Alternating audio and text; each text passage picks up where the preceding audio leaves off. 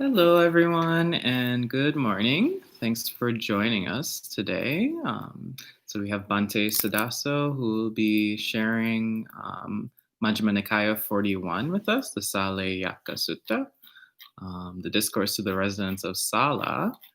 And good morning so far to Gita, Poonam, Jens, Robin, Galaxy, Elaine. And Elaine says, may the merit I receive from today's sutta be shared with Buttons, my mom and dad's 16-year-old cat who died on Saturday afternoon. May she have a good rebirth. And also good morning to Liz. So thanks again, everyone, for tuning in. And you can find a copy of the sutta in the live chat. And if you have questions at any time, feel free to type them in, and Bhante Suddhaso will address them at the end of the talk. Okay.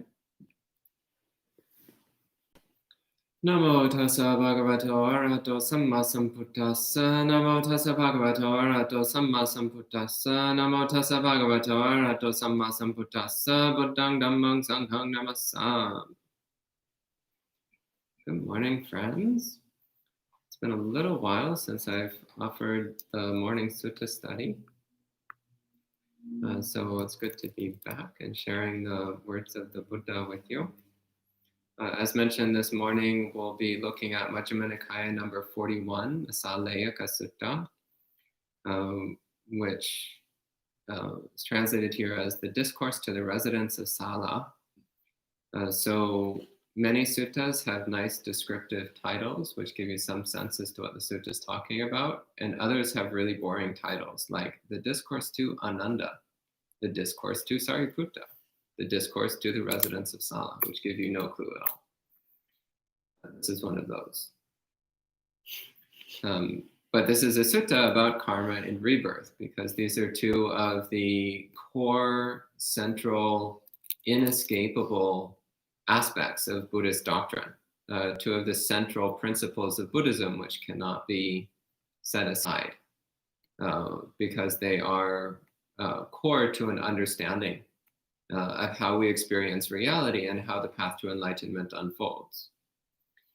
So as usual, I'll read through the sutta, and periodically I'll give some explanations, and then you can type in questions at any time for me to answer at the end of the discourse. Thus have I heard. On one occasion, the prosperous one was traveling among the Kosalans, together with a large group of monks. He came to a Brahmin village of Kosala, named Sālā. The Brahmin householders of Sālā heard, apparently the contemplative Gautama, a child of the Sakyan clan who became a renunciant, is traveling among the Kosalans, together with a large group of monks, and has arrived at Sālā. A good rumor has been circulated about that honorable Gautama. The prosperous one is a worthy one, a rightly self-awakened one. He has perfect knowledge and behavior. He is a sublime one, a world knower, an unsurpassed trainer of trainable people, a teacher of angels and humans, an awakened one, a prosperous one.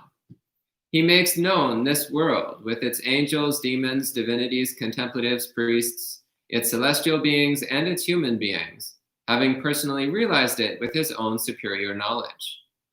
He teaches a Dhamma that is good in the beginning, good in the middle, and good in its conclusion, with the right meaning and phrasing. He demonstrates a spiritual life that is completely thorough and completely pure. It is good to see such worthy ones. So this opening is one that we see in quite a number of suttas. So after the Buddha attained awakening, then he set out to teach others. He set out to share the Dhamma with the world. He was an evangelist. So he set out to proselytize, to spread the teachings of the good Dhamma. And as he set out in doing so, then there started to be rumors going around about him. That there was this amazing spiritual teacher who had directly realized the truth of reality for himself, that he knew it through direct knowledge, and he was speaking about it based upon his own direct knowledge. So many suttas start with the Buddha going to some region, and the people in that region had already heard about him and already heard that he was a fully enlightened being and that he taught a complete path to awakening. So then people would be curious and would want to go and see the Buddha and see what he had to say. So that's what happens here. The sutta says, then the Brahmin householders of Sālā approached the prosperous one. Some paid respects to the prosperous one and sat to one side. Some conversed with him and sat to one side when the appropriate polite conversation was finished. Some held up their hands in Anjali and sat to one side. Some announced their name and clan and sat to one side, and some remained silent and sat to one side. So this indicates that some of them already had some sense of respect and reverence for the Buddha, and others maybe not so much. So there's some doubt here. There's the people who came to see him. There's some doubt as to the validity of the Buddha's teaching, some doubt as to whether the Buddha is awakened, perhaps, which is not surprising because they don't yet have any experience with the Buddha or with his teachings. So there's still some hesitancy. So the sutta continues. When they were seated to one side, the Brahmin householders of Sālā said to the prosperous one, Sir Gotama, what is the reason, what is the condition because of which, when some beings are separated from their bodies after death, they reappear in a state of deprivation, a bad destination, downfall, in hell? Sir Gotama, what is the reason, what is the condition because of which, when some beings are separated from their bodies after death, they reappear in a good destination, a heavenly world? So they come and they ask the Buddha, they ask, why do some people go to hell and some people go to heaven? So fairly straightforward question that we see in many places throughout the suttas. So of course the Buddha, his specialty was in teaching the path to enlightenment, but he was also fully aware of what leads to heaven and what leads to hell. He was fully aware of what leads to ordinary good luck, so to speak, and what leads to ordinary bad luck. He knew what creates ordinary experiences of pleasure and pain. So often, if that was what people wanted to know, that was what the Buddha would speak about. So the Buddha did not exclusively speak about the path to enlightenment. He also spoke quite a bit about the path to pleasant rebirth, to heavenly rebirth.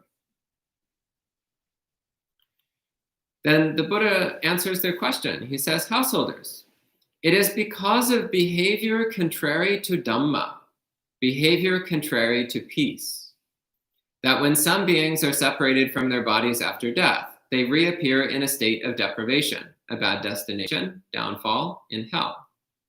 Householders, it is because of behavior consistent with Dhamma, behavior consistent with peace, that when some beings are separated from their bodies after death, they reappear in a good destination, a heavenly world. So in other words, the Buddha boils it down to whether or not one's behavior is in line with the Dhamma and in line with peace. So he hasn't yet defined what he means by Dhamma. So that's maybe not terribly helpful at this point in the discourse. Though if one is already familiar with Buddhism, then one knows what he's talking about. He's talking about behavior which is in line with what's wholesome and what's unwholesome. Behavior that is compassionate. Behavior which is wise. Behavior which is coming from an understanding of karma. An understanding that everything we do comes back to us. And that our experience is shaped by our choices. And behavior consistent with peace. So the word that's translated here as peace in Pali is sama, which has a wide range of meanings. And one of the meanings is peace. Sama also has the meaning of morally good. It's also used in an ordinary sense to mean level ground, even ground. So in the sense that when you're traveling, If you're traveling across flat, level, even ground, then it's very peaceful and smooth. You can travel quickly and comfortably. Whereas if you're traveling on uneven ground, rocky ground, bumpy ground, it's very difficult and unpleasant, uncomfortable, can even be dangerous. So similarly, it's all creating a sense that what's good, what's morally good, is also inherently peaceful and comfortable. Whereas what's morally bad is contrary to peace and brings with it a sense of discomfort, a sense of displeasure, and it's dangerous. So the Buddha gives this short answer. Behavior contrary to Dhamma and contrary to peace leads to hell. Behavior consistent with Dhamma, consistent with peace, leads to heaven. And the householders reply, we do not understand the full meaning of Sir Gautama's brief statement. They're like, we don't get it. We don't get it. That was too short. You need to give some more explanation.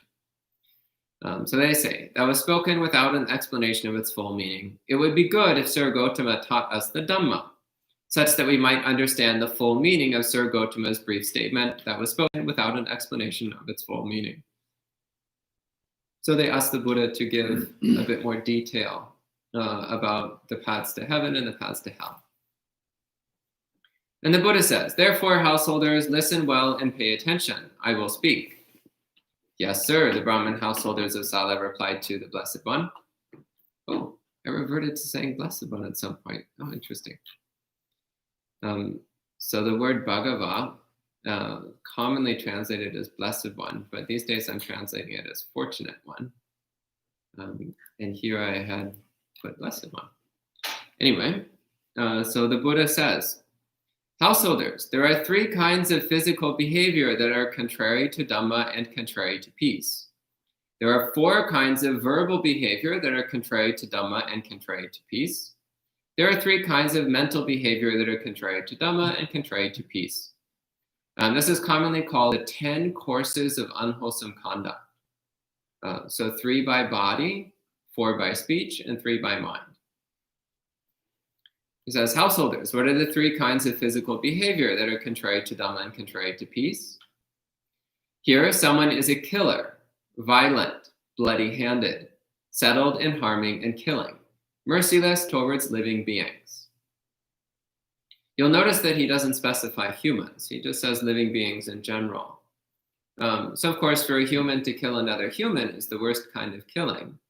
But also to be merciless towards other living beings, to be merciless towards animals, to be merciless towards insects, to hurt or harm or kill cats and dogs and horses and cows and chickens and pigs and beetles and ants. All of that also is unwholesome and leads to rebirth in hell.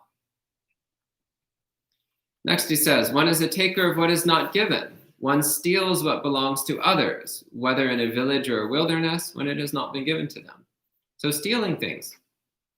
So taking what is not ours to take, what we know does not belong to us and that we don't have permission to take. One is a performer of sexual misconduct. One engages in sexual activity with those who are protected by mother, father, parents, brother, sister, relative, family, Dhamma, spouse, law, or betrothal. So this is one of the ways that sexual misconduct is defined in the suttas. So those who are protected by their relatives and family is the first section there. So that means somebody who perhaps they're a child, or perhaps they're not ready yet to be in a sexual relationship, and their family is protecting them. Their family is trying to make sure that that person stays out of sexual relationships that aren't good for them or that they're not ready for. So transgressing that boundary is unwholesome because it can cause harm. It can cause harm to the people who are involved. People who are protected by Dhamma, so this isn't defined anywhere in the suttas, but one way it's explained is For example, someone who's a monastic. Someone who is protected by Dhamma means someone who has committed themselves to the Dhamma. Somebody who's made that resolve to be a sincere celibate practitioner of the Dhamma. So to transgress that, for example, to sexually assault a monastic would be an extreme example of sexual misconduct. Protected by spouse, so someone who's already married. So that would also be an example of sexual misconduct, so engaging in adultery. Protected by law.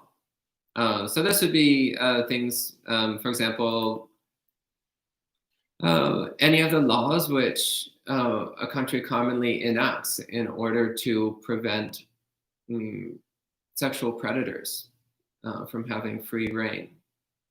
So again, laws around the age of the people involved, laws around consent, laws around circumstances under which it's considered inappropriate to engage in a sexual relationship. And betrothal.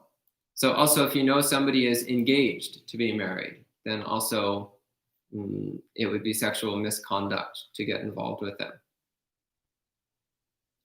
So the Buddha says these are the three kinds of physical behavior that are contrary to Dhamma and contrary to peace. So again, notice how all three of these are unpeaceful. So hurting and killing living beings is not peaceful. Stealing things is not peaceful. And engaging in infidelity, adultery, and sexual assault and so on is definitely not peaceful. So all of these things are contrary to Dhamma and contrary to peace. And ultimately result in us experiencing unpleasant and harmful consequences. So we find this all throughout the suttas. The Buddha is very clear that whenever we make any intentional decision whatsoever, the consequences will come back to us accordingly. So maybe not in exactly the same way. There's a sutta where the Buddha says that it's not true that things will come back to you in exactly the same way. So for example, if you steal someone's cup, that doesn't mean that someone's going to steal your cup. Maybe it might happen that way, but it might work out in a different way. It might work out that somebody steals your bowl, or it might work out that you go to look for your cup and you can't find it. Or it might work out that you just have a hard time finding a job. Or it might work out that you actually do get a job, but it doesn't pay as well as it should. Or it might work out that your possessions wear out more quickly than you would otherwise expect. So it still comes back to us in some way, but not necessarily identical to the action that we do. Nonetheless, there's some correspondence. So in the Chulakamma Vibhanga Sutta, the Buddha gives a series of examples of how the consequences of karma commonly correspond in some way to the action that we did. So for example, he gives the example of someone who's a killer. In the future, they'll tend to have short lifespans. It's like, oh, you can see the correspondence. Someone who maliciously hurts other people will tend to have a lot of illnesses. It's like, oh, I can see the connection there. Someone who's angry and hateful and says angry things will tend to be ugly. It's like, okay, I can see the connection. So I'm going to give some examples of how there's some correspondence. But the overall principle is always that if we do something harmful, then we will experience unpleasant conditions in the future. Next, he says, what are the four kinds of verbal behavior that are contrary to Dhamma and contrary to peace? Here, householder, someone is a liar. When one is brought to an assembly, a forum, a group of relatives, a group of business people, or to a royal family, and is asked about what one has seen, come, person, say what you know. When one does not know, one says, I know. And when one knows, one says, I do not know.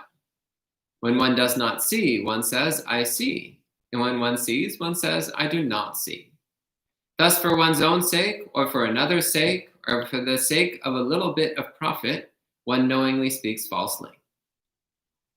So the first one here is lying, so deliberately lying, which is among the 5 precepts. So this is considered the most extreme form of wrong speech, which is deliberately lying.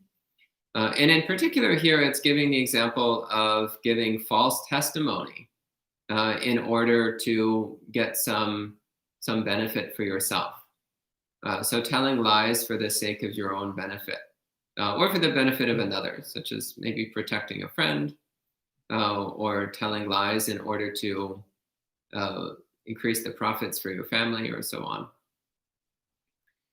So knowingly using false speech. Next, it says, one is a speaker of divisive speech. What one has heard here, one reports over there in order to create division. And what one has heard over there, one reports over here in order to create division. Thus one separates those who are united, worsens divisions, enjoys conflict, likes conflict, delights in conflict, and speaks in ways that create conflict. So this is divisive speech. So malicious gossip is another way that this is explained. So it's spreading stories with the intention of dividing people, of creating conflict and hostility between people. So this is very unwholesome. Breaking harmony instead of creating harmony. Sowing seeds of dissent and discord among people, setting people against each other. So it's very unwholesome ways of using speech. The next example, he says, one is a speaker of harsh speech, speech which is sharp, rough, hurtful, abusive, angry, and contributes to distraction. So one that I find really interesting here is this phrase, contributes to distraction. It literally means contributes to a lack of samadhi.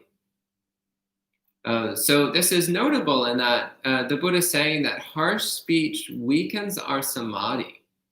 When we're engaging in rough, rude, abusive, unkind, inconsiderate speech, then we're agitating and disturbing the mind, which makes it more difficult for us to attain samadhi when we're practicing meditation.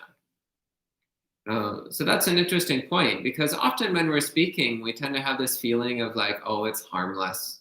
It doesn't really matter so much. I'll just make a little soft insult. It's just a joke. It's no big deal. But actually, there's that aggressive, abusive, hurtful state of mind present. And you can feel how that unpeaceful state of mind then makes it more difficult to develop a peaceful mind. Basically, when we're using speech in an unpeaceful way, we're contributing to a lack of peace in the mind. And samadhi is, in its essence, peacefulness of mind. So behaving in ways that are contrary to peace also naturally weakens our samadhi. Next, he says, one is a speaker of useless speech, such as speech about sports, for example, completely useless. One speaks at the wrong time. For example, monasteries commonly have periods of silence. So to speak during the silent time would be speaking at the wrong time. Or if somebody's in a really bad mood or they're having a difficult day, then that might also be the wrong time to speak to them. In the middle of a period of meditation, definitely not the right time to speak. Unless perchance you're the meditation instructor and you're given some instructions. Otherwise, it's not the time to speak. So being attentive to the right time to speak. So one speaks at the wrong time. One speaks untruthfully. One speaks unbeneficially. One says things that are not Dhamma. One says things that are not Vinaya. One says things that are not worth treasuring at the wrong time, unreasonably, immoderately, without any connection to the goal.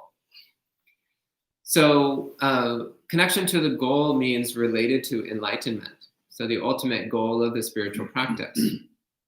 So what the Buddha is talking about here, when he's talking about useless speech, he's talking about saying things which don't help the people involved. and in particular, things which don't help them make progress towards awakening.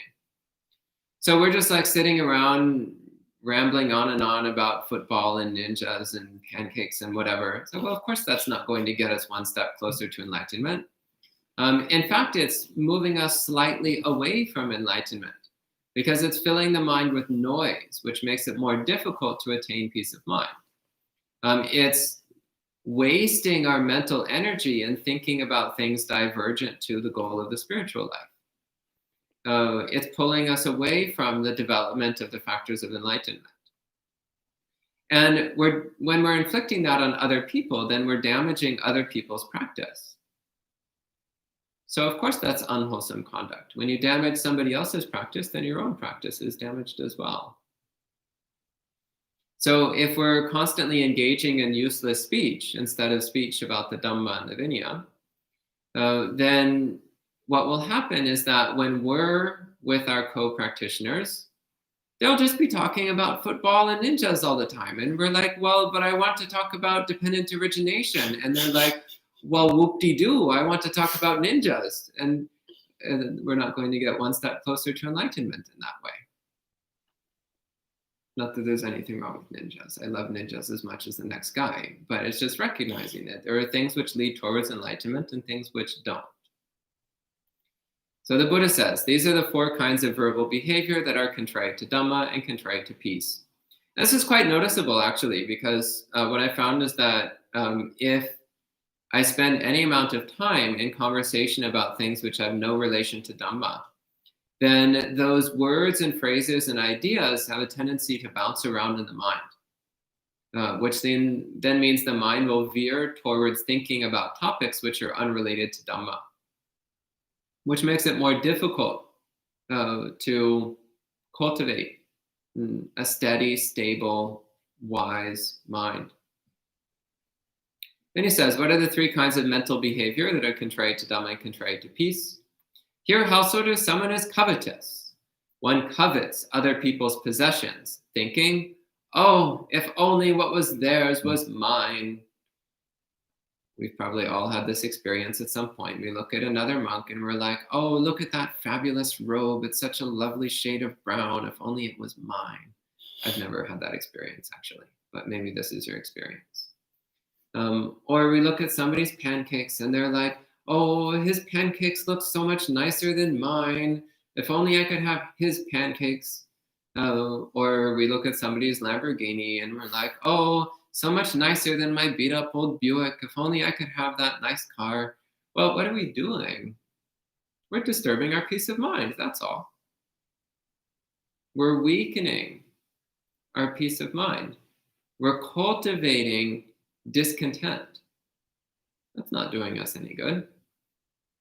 In fact, it can be the basis of other wrong conduct. If we covet something strongly enough, then we might steal it. Or we might lie in order to get it. Or we might hurt others in order to get our way. So watching out for this mind of coveting, of like, oh, if only what was theirs was mine. The next one has an aversive mind with hostile thoughts, such as, may these beings be killed or injured or maimed or lost. They should not exist. I have someone's laughing because she likes to say they should not exist. What? No. She says what? No. She's gotten better. She doesn't say it very much these days. Throwing me under the bus. Live. Anyway, so that's the practice, that's the progression of Dhamma, is that we recognize their unwholesome conduct and we gradually work on letting go of it and transforming it to wholesome conduct. So actually I found this really interesting when I was translating this section of the sutta, this line, they should not exist. So you might think there's nothing particularly hostile about that, but that is still an aversive state of mind. And that's also a state of mind which is contrary to reality. So reality is that everything exists. So wishing that something should not exist is putting yourself in direct odds with the nature of reality. And finally, he says, one has wrong beliefs and distorted perspectives, such as, There is no gift, no offering, no donation. There is no result or consequence of good deeds or bad deeds. There is no world other than this one. There is no mother and no father.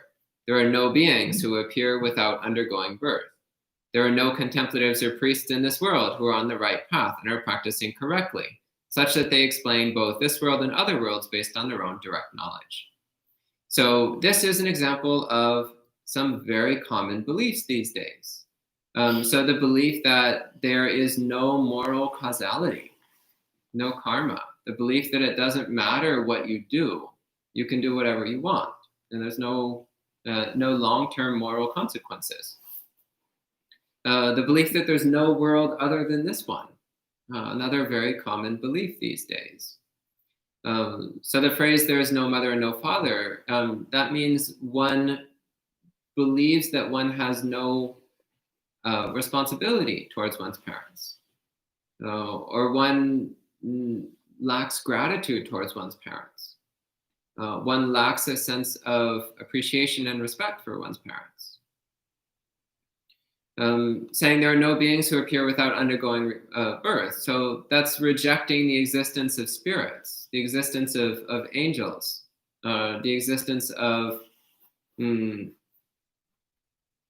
non-physical beings.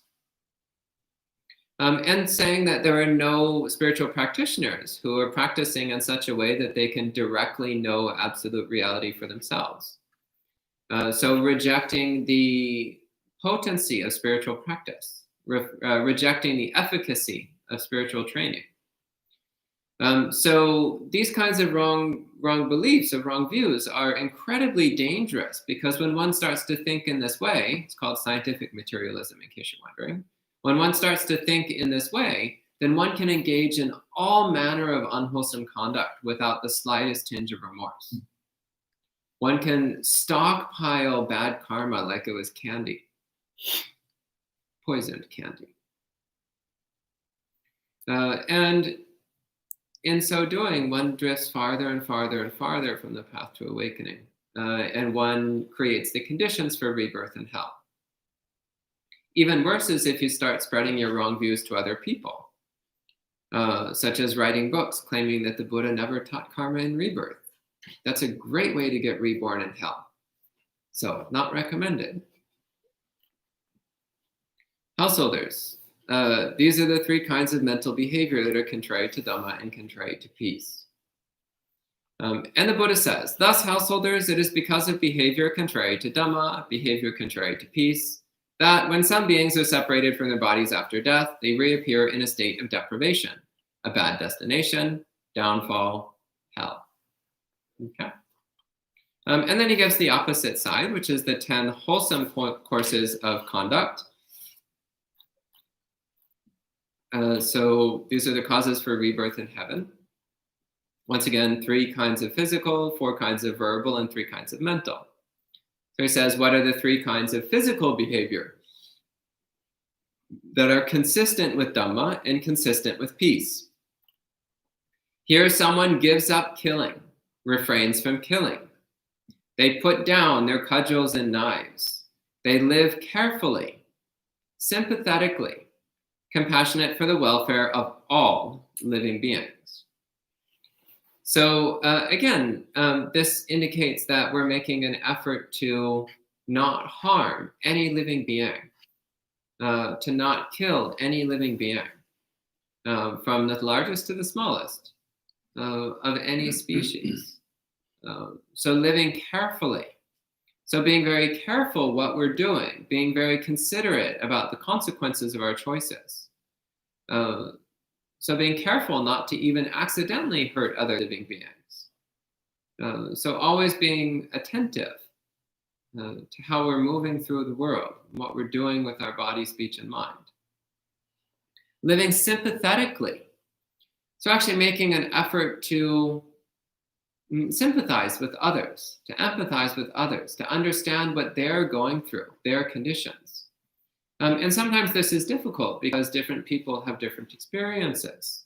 So it's good to ask.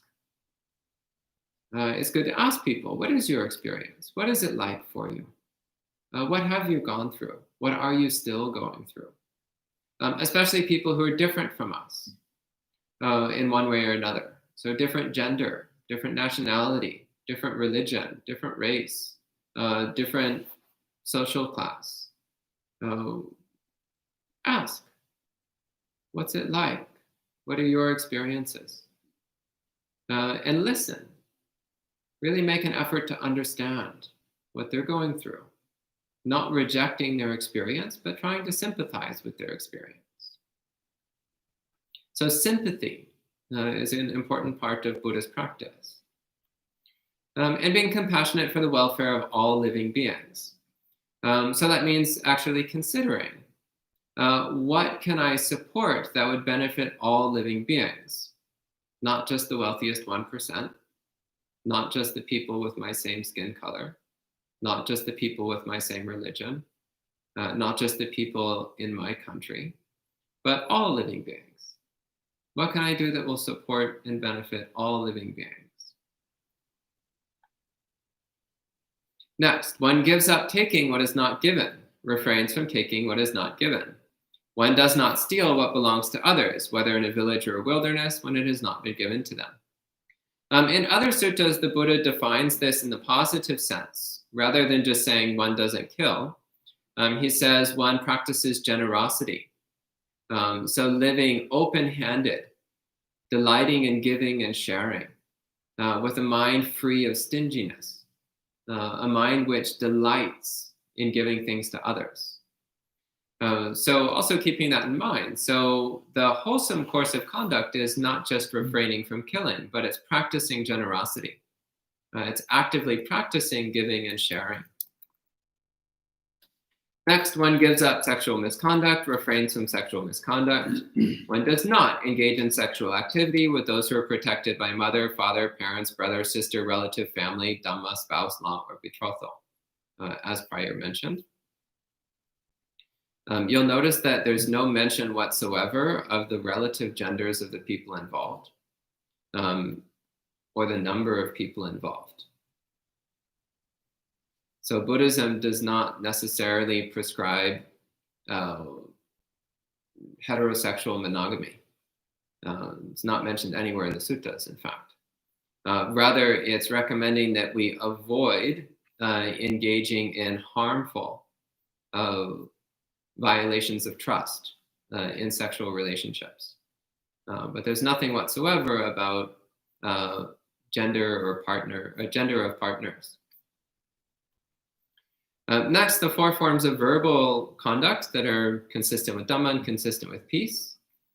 Here, someone gives up lying and refrains from lying. When one is brought to an assembly, a forum, a group of relatives, a group of business people, or to a royal family, and is asked about what one has seen, come person, say what you know.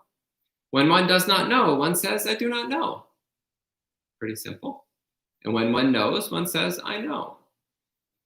And when one does not see, one says, I do not see. And when one sees, one says, I see. So in other words, telling the truth. So elsewhere, the Buddha also speaks about speaking when it is the right time and when it's of benefit. So it's not enough just to say what's true. We also need to make sure what we're saying is beneficial and that it's at the right time. But truthfulness is the basic foundation. So it says, thus one does not knowingly speak falsely, whether for one's own sake or for another's sake or for the sake of a little bit of profit. Next, one gives up divisive speech, refrains from divisive speech. What one has heard here, one does not report over there in order to create division. And what one has heard over there, one does not report over here in order to create division. Thus, one unites those who are divided, strengthens concord, enjoys harmony, likes harmony, delights in harmony, and speaks in ways that create harmony.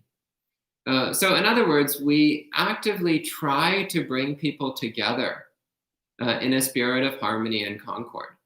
And we rejoice when people are getting along well.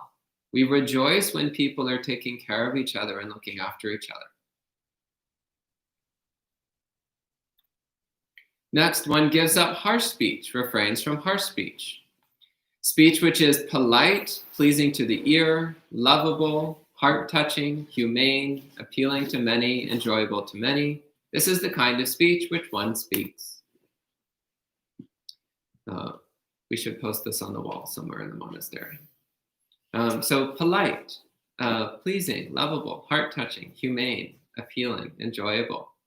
We try to speak in these sorts of ways, in ways which are pleasant to the people that we're speaking to.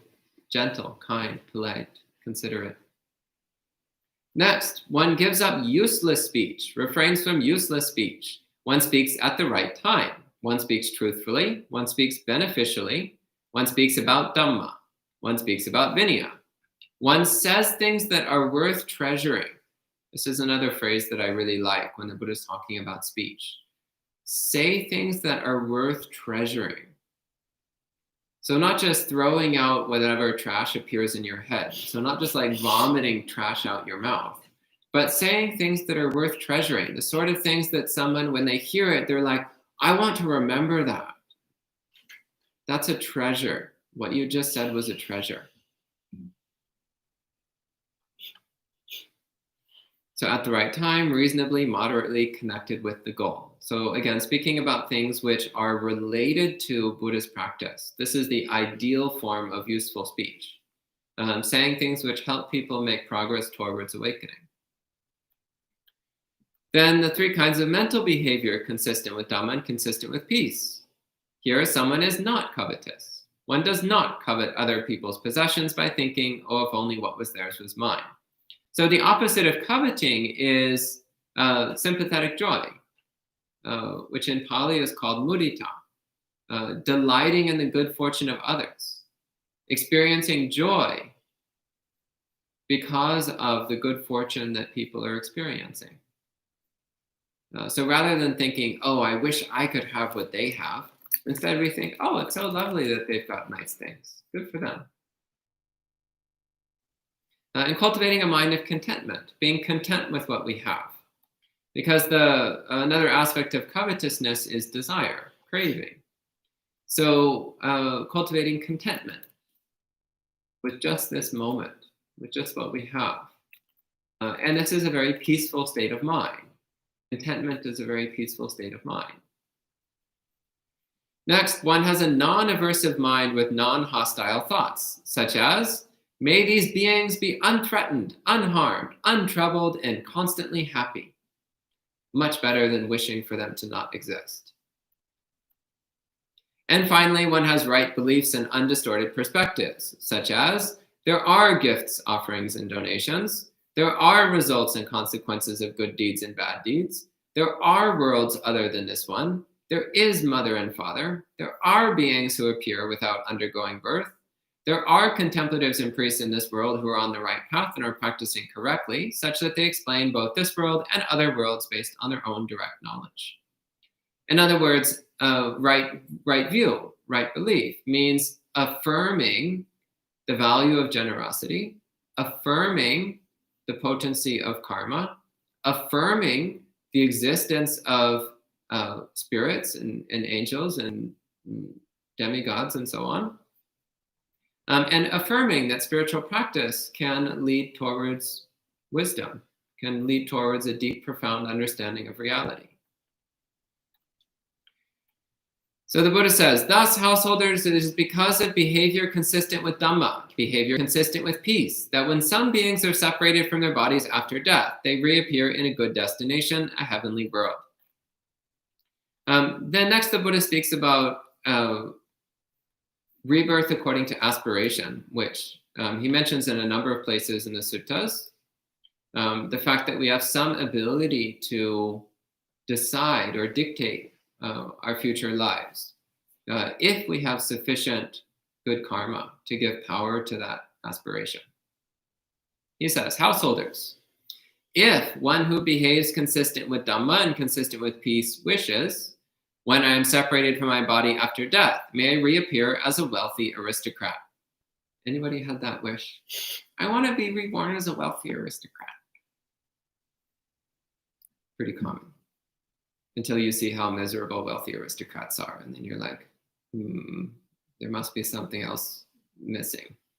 Anyway, if one has cultivated the 10 courses of wholesome conduct consistent with Dhamma and with peace, then if one wishes to be reborn as a wealthy aristocrat, the Buddha says, then it is possible that when they're separated from their body after death, they may reappear as a wealthy aristocrat. For what reason? Because they behave consistent with Dhamma and consistent with peace.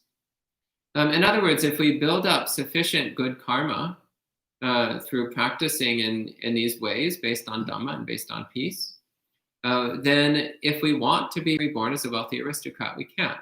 If we want to have, which is basically wealthy aristocrat is just a stand-in for the best human life, the most pleasant conditions in the human world. And the next one, the next three, the aspiration to be reborn as a wealthy Brahmin, a wealthy householder. So again, just different forms of particularly pleasant human lives where things seem to be going pretty well. There's not a lot of difficulty. Then he goes into a long list of different deva realms, different heavenly worlds. So if one who behaves consistent with Dhamma and consistent with peace wishes to be reborn as an angel of the 4 great kings, of the 33, of the Yama realm, an angel of contentment, etc., etc. I'm not going to go through all the different heaven realms because it's kind of beside the point. They're all just really, really nice places to live, which get more and more nice as you go higher up the rungs. And then again, in each case, he says it is possible to be reborn in such heavenly realms because one behaves consistent with Dhamma and consistent with peace. And then finally, he says, householders, if one who behaves consistent with Dhamma and consistent with peace wishes, based on the elimination of my corruptions, may I reach and remain in the immediately visible state of the corruption-free mental liberation by wisdom, having personally realized it with my own higher knowledge. In other words, if one wishes to attain full enlightenment, then it is possible that, based on the elimination of their corruptions, they will reach and remain in the immediately visible state of the corruption-free mental liberation by wisdom, having personally realized it with their own higher knowledge. For what reason? Because they behave consistent with Dhamma and consistent with peace. So here's the little bomb the Buddha throws at the end. They came asking about heaven and hell. So the Buddha answered about heaven and hell, but at the very end he says, oh, by the way, this is also the path to enlightenment. And he's putting it as, in its placement, is indicating that this is higher than all the heaven realms. This is better than all the heavenly states of being, is to attain full awakening. And you might think, well, but the Buddha never actually spoke about vipassana meditation. The Buddha never actually spoke about the mind trainings that lead to enlightenment. But if you look more closely at the sutta, the Buddha actually touched on all the important points. He spoke about Sālā. He spoke about morality and generosity, so what we call Sālā. He spoke about the cultivation of mindfulness, attentiveness, carefulness, consideration. He spoke about samadhi. He spoke about cultivating the conditions which make samadhi possible, cultivating the peacefulness of mind, which makes samadhi easily attainable. He spoke about the foundation of wisdom, which is the recognition of karma. Without recognizing and acknowledging the functioning of karma, there is no arising of wisdom. The foundation of Buddhist wisdom is acknowledgement of karma. Because it is through causality that we create the conditions for the arising of wisdom.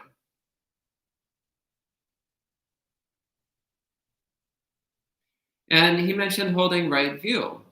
Holding right view also includes the belief that it is possible to practice in a way that leads towards enlightenment. That there is a path which leads towards enlightenment. That there is something which we can do which culminates in full awakening. So it's behavior consistent with Dhamma that leads to awakening, that leads to full enlightenment. Of course, for more information, consult the other suttas. The Buddha doesn't go into as much detail on the specifics of the path to enlightenment in the sutta, But he does lay out the basic framework. And it's just a matter of filling in the details on anicca, dukkha, anatta. And the sutta concludes, when this was said, the Brahmin householders of Sālā said to the prosperous one, "Magnificent Sir Gautama, magnificent Sir Gautama. Sir Gautama, just like one might set upright what was upside down, or reveal what was hidden, or explain the path to one who is confused, or bring an oil lamp into darkness so those with eyes can see. In the same way, the Dhamma has been revealed in many ways by Sir Gautama. We go to Sir Gautama for refuge, and to the Dhamma, and to the monastic community. May Sir Gautama remember us as lay devotees who today have taken refuge for the rest of their lives." So at the end of the sutta, they all became Buddhists. So can say 3 sadhus. Sadhu, sadhu, sadhu. And at this time, if you have any questions, I'll answer whatever questions you have. Well, thank you, Bhante, for sharing that sutta with us. And just 1 or 2 comments so far. So if anybody has anything else, feel free to type it in. Elaine says, continuing about the cat, that may she know the Dharma and hopefully see her mom and her bonded feline companion again. And then Gita says, "Thank you, Bhante Suddhaso, for sharing this teaching and this important sutta with all of us." And lots of thank yous from Jens, Poonam, and Robin. So no questions at this time, it seems like. So you can join us tonight for a talk from Bhante Suddhaso as well. Today's Bhante Suddhaso day. So join us at 7:30 if you can. And then tomorrow and Friday as well, we'll continue with our regular live stream programming. I have a question. Ayasoma has a question. Go ahead. So would you take actually the last